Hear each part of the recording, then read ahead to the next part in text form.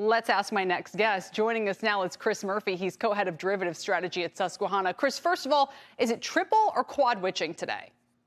Triple witching today. All right, you got it right. What are we not witching? We are witching with the futures, with the equity options, and with the index options, but not the commodities. Not the commodities. Okay, thank you for clearing that all up. So do you think that has anything to do with the strong equity market activity we've seen this week? Okay, so the equity market rebound, that's going to be based off of, China news, the Fed, all these different things. Now, the options can exacerbate the moves when options are expiring, and the market makers need to be a little bit more aggressive with their hedges right before expiration. So not the catalyst for the move, but can exacerbate the move. It can exacerbate the moves. And, there was a lot of focus on the VIX in particular, Chris, going into the Fed meeting when people were worried about the Fed hiking if the VIX were over 30 and that kind of thing. But the Fed so far seems to have helped quell volatility, no?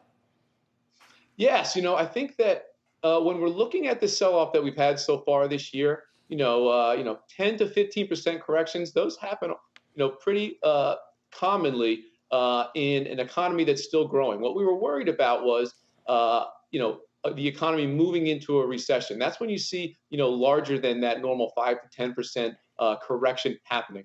I think Powell did a really good job stressing to United States investors that we're not anywhere near a recession. And if we're not anywhere near a recession, this current pullback is kind of the standard, expected, not out of the ordinary type of a pullback that we would see. All right. So maybe, again, that is helping the VIX kind of move to a lower trend line. Where else are you seeing momentum shifts across the options market?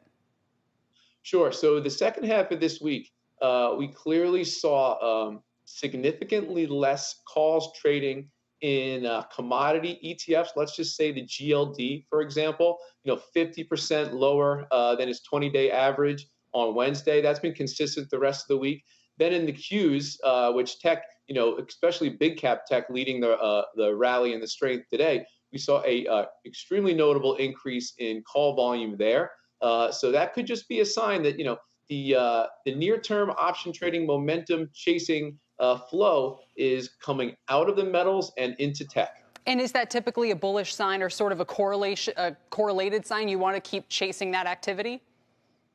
Yes. I mean, we'll have to see if it has legs, but it's definitely a sign that, investors are, the near-term traders are really flocking towards that sector. Whether or not it's very near-term or not, it's not typically necessarily a sign, but it's definitely showing a sentiment change in the very near term. All right, we will leave it there. Chris, great to have you on today for explaining what we're looking forward to at the close and for so much else going on in the market. We appreciate it.